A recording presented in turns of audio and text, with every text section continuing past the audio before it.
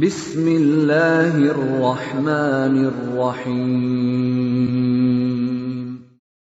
وَلْتَكُنْ مِنْكُمْ أُمَّةٌ يَدْعُونَ إِلَى الْخَيْرِ وَيَأْمُرُونَ بِالْمَعْرُوفِ وَيَنْهَوْنَ عَنِ الْمُنْكَرِ. Assalamualaikum warahmatullahi wabarakatuh. Alhamdulillahi rabbil alamin, walladzi hadana lihaza wa ma kunna linahtadiya laula an hadana Allah.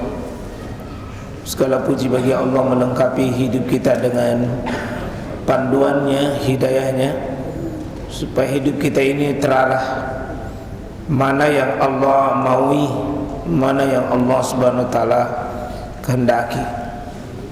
Bukan maunya diri kita, bukan senangnya diri kita, apalagi menyenangkan orang di sekeliling kita. Tapi Islam ini dipandu oleh wahyu Allah subhanahu wa ta'ala. Alhamdulillah, semoga Allah senantiasa memandu kita sampai tiba di jalan Allah, tiba di dalam Allah subhanahu wa ta'ala insyaAllah. Dah nasihat yang disampaikan oleh Ali bin Abu Talib kepada kita jemaah sekalian, sebuah pesan berharga. Dan hampir semua ulama-ulama mengutip pesan beliau, 4 inti kunci sukses, kunci keselamatan, kunci kemuliaan yang Ali bin Abu Talib itu sampaikan lewat definisi at-taqwa. Kata beliau, at-taqwa hiya, taqwa itu adalah al-khawf ilal jalil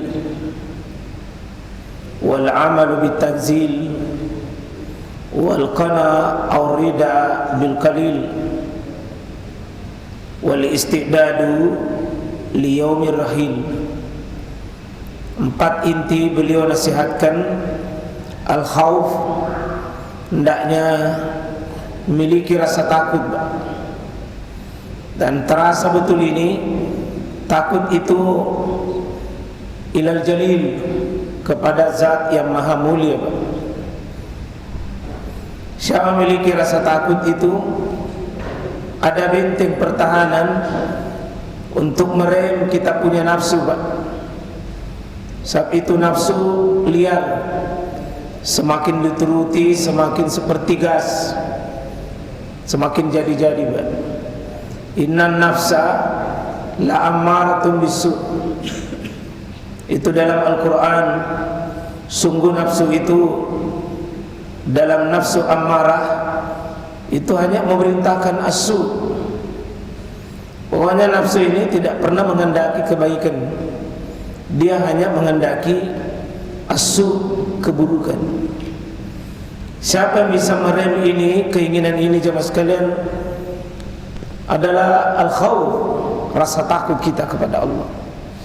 Dahsyat Pak, sampai Nabi itu selalu mendoakan sahabat, Allahumma qsim lana min khasyatika ma tahulu bihi baina wa baina ma'asik.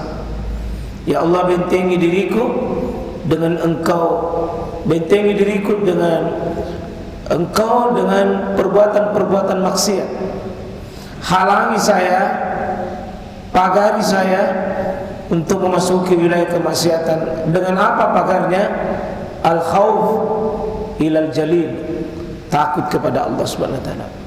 Sering ada keinginan-keinginan kita, terutama Pak, ada bisikan dari dalam.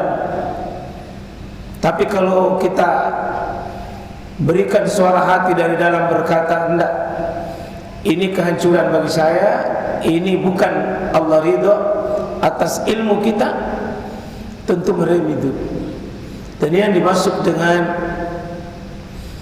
Nabi SAW mengatakan al-kais, orang cerdas itu adalah man amila, siapa yang sungguh-sungguh beramal dengan amalan 5 ba'dal mautihi, beramal yang paling tertinggi dalam target hidupnya, apa yang terjadi untuk sesudah hidupnya, sesudah matinya. Selalu keinginan tertinggi sesudah matinya. Apakah Allah muliakan saya sesudah kematian saya? Itu senantiasa Pak amalan kita, amalan yang bersumber dari rasa al-khawf ila Allah. Takut kepada Allah itu Pak kunci yang membuat kita bisa merem nafsu, yakni keinginan-keinginan yang tidak sejalan dengan maunya Allah Subhanahu wa taala.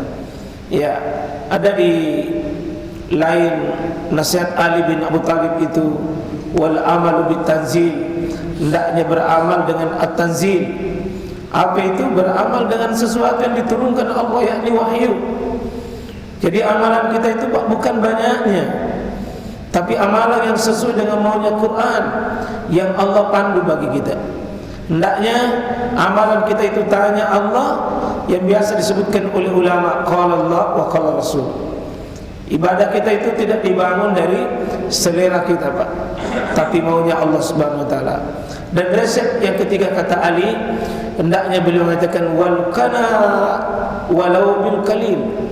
Hendaknya terima itu pemberian Allah meskipun sedikit, bukan banyaknya tapi keberkahannya. Akan tenang hati kita Pak kalau selalu ridha pada sesuatu pemberian, bukan mengukur dengan jumlah banyak, tapi selalu berdoa ada keberkahan di baliknya. Yang terakhir yang keempat disebutkan adalah wal istidadu li yaumil ar-rakhil, yakni hendaknya sibuk dan terus sibuk beramal pada sesuatu perjalanan Pak yang cukup panjang yang melelahkan kita. Mana perjalanan panjang yang disebut dengan liyaumi ar-rakhil? Itulah hari kiamat. Mari jamaah sekalian kita jual waktu kita Pak, wakafkan di jalan ar-rakhil, bahwa kalau kita mempersiapkan persiapan jalan di jalan Allah Subhanahu wa taala. Semoga empat ini Pak, ya, al-khawf minal jalil, takut kepada Allah Subhanahu wa taala.